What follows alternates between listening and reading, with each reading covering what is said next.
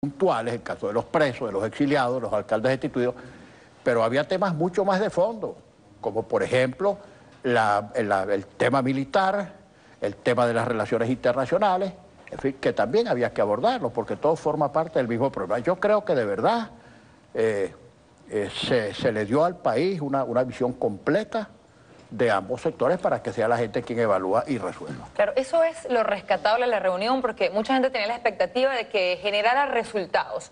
El día de ayer se hablaron de algunas fechas para nuevas reuniones, se plantearon agendas, ley de amnistía, hubo varios temas como para continuar en este proceso. Sin embargo, se lo pregunto porque de sectores del oficialismo quienes intervinieron señalaron que no iba a haber ninguna negociación, que no iba a haber ningún acuerdo. Incluso el presidente de la Asamblea Nacional tuiteaba mientras el gobernador Capriles pues hacía su alocución, le llamaba asesino. Es decir, ¿realmente esto va a generar, más allá de esa posibilidad de contrastar, algún resultado? Mira, anoche, al final de mi intervención, y perdónenme que yo haga referencia a mi propia intervención, yo emplacé al jefe del Estado, le dije, mire, esta instancia puede continuar y mantenerse y dar resultados si usted resuelve. Porque es que todas las cosas que nosotros planteamos no las podemos resolver nosotros. Si las pudiéramos resolver unilateralmente ya estarían resueltas. Las puede resolver el jefe del Estado porque se trata de decisiones de gobierno. La corrección de la política económica, la liberación de los presos, el regreso de los exiliados, los alcaldes destituidos, Leopoldo López, María Corina Machado, etc. Son casos que pasan por decisiones del gobierno. Ahora bien, nosotros tampoco podíamos decir, si no obtenemos resultados no vamos, porque entonces no iríamos nunca. Teníamos que ir, decir cuáles eran nuestros planteamientos, hacer nuestras propuestas y emplazar al gobierno. Bueno, de ustedes depende que esta instancia se convierta en algo imaginario o ilusorio y se muera hoy mismo, o de que esto funcione para ir construyendo algo que es perfectamente normal en todas partes, que es el diálogo permanente entre el gobierno y la oposición. Sí. Ahora, indicadores muy particulares como la violencia, la represión, la participación del movimiento estudiantil, la participación de los movimientos sociales. ¿Cómo se puede canalizar todo ello? Una explicación, Carlos, porque a veces la intolerancia que hay en algunos ámbitos, tanto del gobierno como de la oposición, dificultan mucho el entendimiento. Hay gente que creo que es fanática de la confrontación y declaran guerras mundiales para que las peleen los hijos de los demás, porque seguramente ellos tienen sus hijos a resguardo. Lo primero que tenemos que hacer los dirigentes es no exponer a nadie innecesariamente. Nosotros no podemos empujar a nadie a la matanza. Ahora, el diálogo en sí, se trataron todos los temas, absolutamente todos. ¿Por qué no los estudiantes? Fíjate, si participamos en el movimiento genuinamente estudiantil, lo dicen, los políticos manipulando a los estudiantes. Y si no estamos ahí, dejaron a los estudiantes solos. Mire, hay una permanente comunicación, no tutelaje, comunicación y acuerdo entre el movimiento estudiantil que preside Juan Carlos Requesén, donde están agrupados más del 90% de los dirigentes estudiantiles electos directamente por los estudiantes a organizar gobiernos, federaciones y centros de estudiantes, pero con su autonomía. Ellos van a ir. Ahora, no podían ir junto con nosotros porque eran tantos los temas que la representación estudiantil y los planteamientos del movimiento se iban a diluir en aquella madeja de problemas. Había que sectorizar y separar. Los estudiantes van a ir y van a conversar y a dialogar directamente con el gobierno, porque también ellos en el sector estudiantil tienen presión de algunos radicalizados que no quieren que se hable con el gobierno. Bueno, ellos han asumido directamente la responsabilidad de ir, incluso van a enviar una carta a los medios de comunicación social.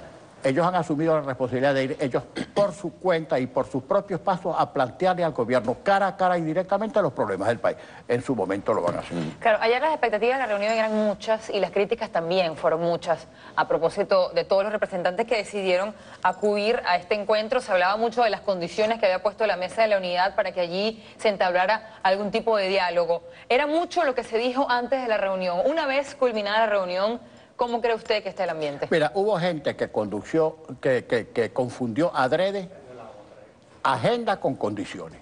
Ahí no hubo condiciones para el diálogo. Todo el mundo fue, vamos a dialogar en cadena nacional de radio y televisión, que costó mucho que el gobierno aceptara eso, con tiempo suficiente para exponer y sin limitación. Imagínese usted que hubiéramos empezado a regatear con una agenda, si no me pones libre a fulano, no voy. Incluso le hubiéramos entregado la llave al propio gobierno porque nada nos los iba a satisfacer antes. Si le hubiéramos dicho, suelten a los presos políticos, liberen, que vengan los exiliados, etcétera, no iban a conceder nada. Entonces estábamos colocando en manos del gobierno la posibilidad de dialogar. Nosotros por eso no pusimos condiciones. Y eso sí, planteamos después una agenda con una serie de puntos. Ahí planteamos lo de los estudiantes, lo de los exiliados, lo de los presos, lo de los procesados, la tortura, el desarme de los colectivos, la corrección del gobierno. Planteamos todo. Ahora, si todo eso lo hubiéramos planteado antes, ¿ustedes creen que el diálogo se hubiera dado? Henry. Por cierto, déjame atajarte, Carlos. Hubo sectores que exigían, en la oposición, condiciones. Si no cumplen con esto, no hay diálogo, para que el diálogo no se produjera. Porque hay sectores en la oposición, y hay que decirlo aquí, a cualquier riesgo, que no están interesados en el diálogo porque el diálogo tumba ciertas agendas personales y partidistas. Sí, son las agendas que denuncia el gobierno nacional de desestabilización. Estoy diciendo, tumba, exacto, hay agendas personales, hay agendas políticas, y las hay, y ocultarlo. Ojo, en la oposición y en el gobierno. No, quería preguntarte... En el gobierno no es la agenda de Maduro, ahí hay agendas y agenditas. Bueno, sobre ese punto quería precisamente, no parece haber en principio alguna convergencia entre la agenda oficial y la agenda que plantea la oposición. Por ejemplo, en la amnistía hubo algunas objeciones que ya comenzaron a asomarse de parte de algunos dirigentes del gobierno. Habría que saber si están de acuerdo con una renovación de los poderes públicos, que sea una renovación equilibrada, democrática, la Comisión de la Verdad independiente, no la que crea la Asamblea Nacional, y el desarme de los colectivos. Mira, mi apreciación personal, Carlos, yo no va a aceptar todo eso. Yo no suelo hacer el papel de adivino, pero mi apreciación personal es que el gobierno va a seguir aferrado a su misma tónica. En la constitución de los poderes públicos va a querer imponerse. Bueno, ahora nosotros lo que no podemos decir a priori es como el gobierno se va a imponer, no participamos, no. Tenemos que participar y si el gobierno no constituye esos poderes de manera equilibrada, denunciar, bueno, estos señores hicieron lo mismo o peor. Pero para hacer eso tenemos que sentarnos a hablar. Yo creo, te lo repito, yo creo que quieren quedarse con el control total del Consejo Nacional Electoral, del Tribunal Supremo, etcétera, etcétera. Esa es la tendencia del gobierno. Es muy difícil que recapaciten sobre la perversión de las instituciones, sobre el papel que esas instituciones están haciendo y la poca credibilidad que tiene precisamente porque están controladas por el gobierno.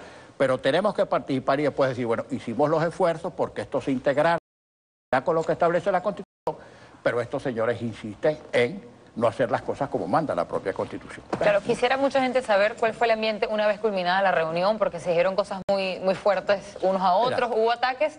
¿Y qué viene ahora? Es decir, se estableció una fecha para la reunión. Y después un ambiente de respeto recíproco. A nosotros nadie nos maltrató. A través de Twitter se dice cualquier cosa. Es más, para el gobierno era un negocio tratarnos con respeto. Imagínense ustedes que nos hubieran agredido, maltratado físicamente allí. Pero el presidente de la Asamblea Nacional sí tuiteó al gobernador mientras él hablaba. Le dijo que era un asesino y que no aceptaba que había perdido las elecciones. Una tremenda majadería. ¿Por qué ganas tú con poner un Twitter insultando a una persona que tienes ahí de interlocutor cuando el interlocutor que está ahí se está expresando de manera cabal, de manera civilizada?